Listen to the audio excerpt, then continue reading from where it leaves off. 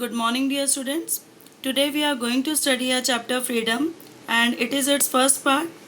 Second part will be uploaded in your next session. So let's start it. Human history provides us many examples of people and communities which have been dominated, enslaved, or exploited by more powerful groups. But it also provides us with the inspiring examples of heroic struggles against such domination. In this chapter, we are going to study about two such inspiring examples. The first is Nelson Mandela. He was the greatest personality of the 20th century. In his autobiography, A Long Walk to Freedom, he talks about his personal struggle against the apartheid regime in South Africa.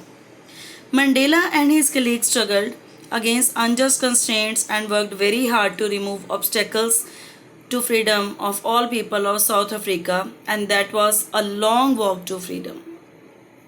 Nelson Mandela ने अपनी ज़िंदगी के 28 years जो थे वो jail में बिताए ताकि वो अपने देश से अपार्थाइड सेग्रेशन पॉलिसी को ख़त्म कर सकें और सबको बराबर के अधिकार जो हैं वो दिला सकें, सबको आज़ादी दिला सकें।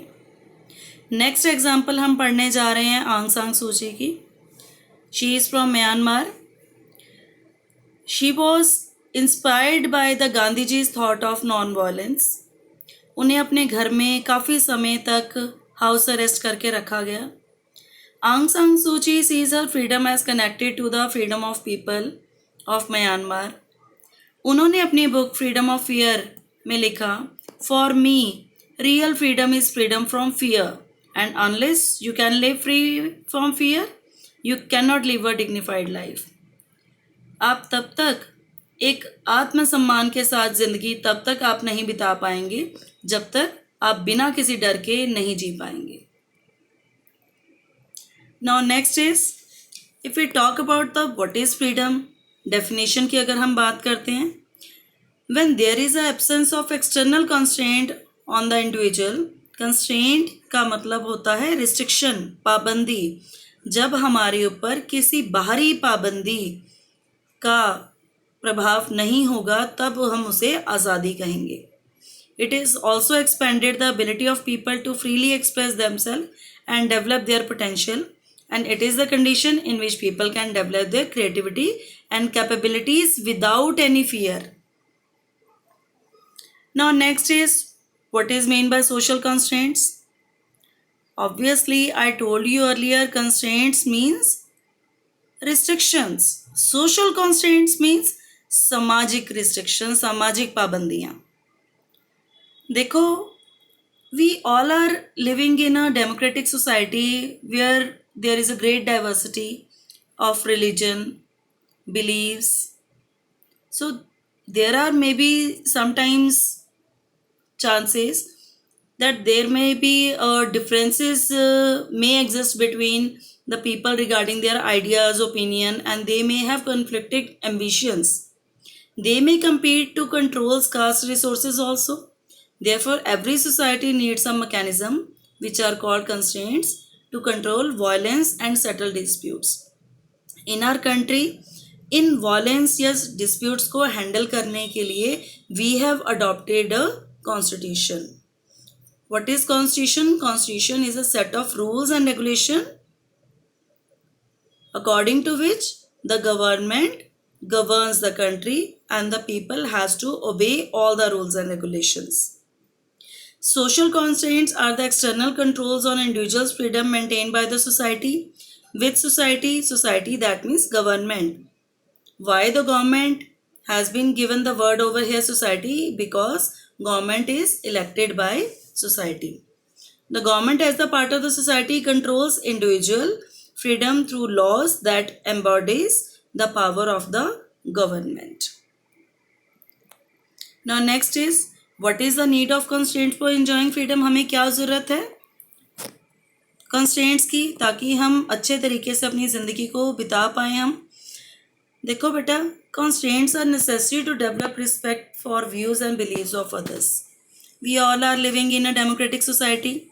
You have studied the chapter power sharing in your class 10th and there we have studied कि अगर श्रीलंका में वॉयलेंस है तो उसका कारण क्या है कि जो सिन्हाला कम्युनिटी है वो अपनी पावर्स को मिसयूज़ कर रही है, और बेल्जियम में जो है वो पीस है, हार्मनी है, उसके पीछे कारण क्या है कि सबको इक्वल पावर्स गिवन है.